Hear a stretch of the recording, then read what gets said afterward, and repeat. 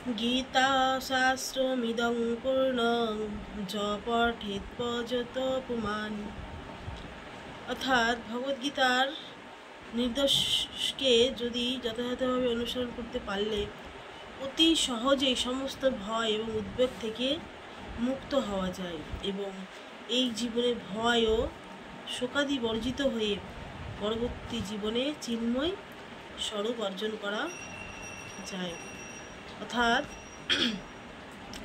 আমরা যদি প্রতিদিন গীতা পাঠ করি তাহলে আমাদের প্রথমত এই যে জগতের ভয় এবং উদ্বেগ থেকে এবং শোক আদি থেকে আমরা মুক্ত হয়ে যাব।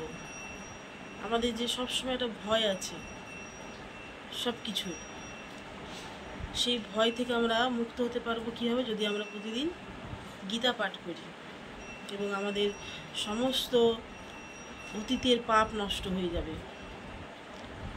তো গীতা যদি আমরা প্রতিদিন পাঠ করি, শ্রবণ করি, তাহলে আমরা খুবই লাভবান হব। তাই আমাদের প্রতিদিন গীতা পাঠ করা উচিত এবং শ্রবণ করা উচিত। হরে কৃষ্ণ কৃষ্ণ কৃষ্ণ হরে হরে, হরে রাম রাম রাম হরে হরে। ওম নমো ভগবতে বাসুদেবায়, ওম নমো ভগবতে বাসুদেবায়, ওম নমো ভগবতে বাসুদেবায়। শ্রীমদ্ ভগবদ গীতা যথাযথ দ্বিতীয় অধ্যায় সাংখ্যযোগ, শ্লোক সংখ্যা 18। অন্তবন্তে ইমে দেহা নিত্য সুক্তা শরীরিণো অনাশীনো প্রমেয়স্য তস্মাদ যুদ্ধস্য ভারত। এই শ্লোকের অনুবাদ: অবিনাশী, অপরিমেয় ও শাশ্বত আত্মার জড় দেহ নিঃসন্দেহে বিনাশশীল। অতএব হে ভারত, তুমি শাস্ত্রবিহিত স্বধর্ম পরিত্যাগ না করে যুদ্ধ করো। ভগবান অর্জুনকে বলছেন যে এই আত্মা হচ্ছে বিনাশ কেউ করতে পারবে না, কিন্তু এই দেহটি বিনাশ হয়ে যাবে। আজকে না হলেও 100 বছর পর এর বিনাশ প্রাপ্ত হবেই। তাহলে তুমি এই দেহটির জন্য শোক করো না। তো আমরা ভগবদ্গীতার প্রথম থেকেই দেখছি যে ভগবান আমাদেরকে কি উপদেশ দিতে চাইছে, যে আমরা এই দেহটির জন্য সব কিছু করছি, এই দেহটিকে আমরা সুখ দেওয়ার জন্য, কিন্তু আমাদের মেন উদ্দেশ্য হচ্ছে আমাদের আত্মাটাকে সক্রিয় করার। আর এই আত্মাটার খাবার কি জানেন?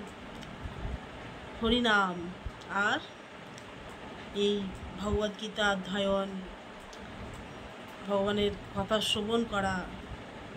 এই আমাদের ভেতরে যে আত্মাটা আছে তার খাবার। তাকে যদি আমরা এই সমস্ত কিছু খাবারগুলো দিই তাহলে এ অমর হয়ে যাবে, সক্রিয় হয়ে যাবে। এমনি অমর, কিন্তু এই আত্মাটা তখন চলে যাবে ভগবানের কাছে, আর একটি সুন্দর নিত্য দেহ লাভ করবে। আমরা এই জগতে পড়ে আছি, এই দুঃখময় জগতে। এই দেহটি ছেড়ে দেবো, আবার একটি নতুন দেহ পাবো, আবার সেই দেহটি ছেড়ে আবার একটি দেহ পাবো। এইভাবে আত্মাটা এক একটি শরীর শুধু ত্যাগ করছে, ধারণ করছে আর ত্যাগ করছে। এটি হচ্ছে আমাদের মেন শিক্ষা, কিন্তু আমরা এটা বোঝার চেষ্টা করছি না। আমরা এই দেহটিকে সব কিছু মনে করে আমরা এটিকে সুখে দেওয়ার চেষ্টা করছি। তো অর্জুন একসময় বিভ্রান্ত হয়ে গেছিল যে তার আত্মীয় পরিবাররা সবাইকে হত্যা করে ফেলবে, তারা মৃত্যুবরণ করবে। কিন্তু ভগবান এটাই বলছেন যে তারা মৃত্যুবরণ করবে বলতে তাদের দেহটি নষ্ট হয়ে যাবে, কিন্তু তাদের যে আত্মাটা সেটি কখনো নষ্ট হবে না।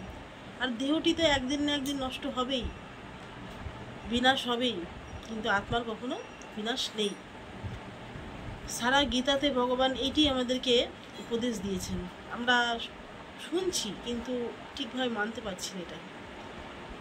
তো আমরা যতই গীতার জ্ঞান অর্জন করব তখন আমরা বুঝতে পারবো যে আমাদের দেহটি হচ্ছে অনিত্য, আর আমাদের দেহটির ভিতরে যে পরিচালনা করছে আত্মা এবং পরমাত্মা, সেটি হচ্ছে নিত্য, শাশ্বত।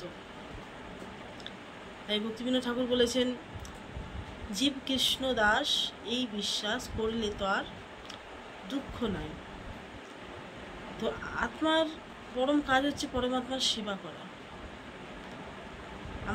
আমরাও হচ্ছে কৃষ্ণের দাস, এটা যদি আমরা বিশ্বাস করে ফেলি তাহলে আমাদের আর জীবনে দুঃখ আসবে না। হরে কৃষ্ণ কৃষ্ণ কৃষ্ণ হরে হরে, হরে রাম রাম রাম হরে হরে। जय कृष्ण चंद्र भगवान की जय। भाई भगवद गीता की जय। भगवत गुरु श्री प्रभुपाद की जय। पतित पावन गुरु महाराज की जय। निताई गौर प्रेमानंद। हरि हरि बोल।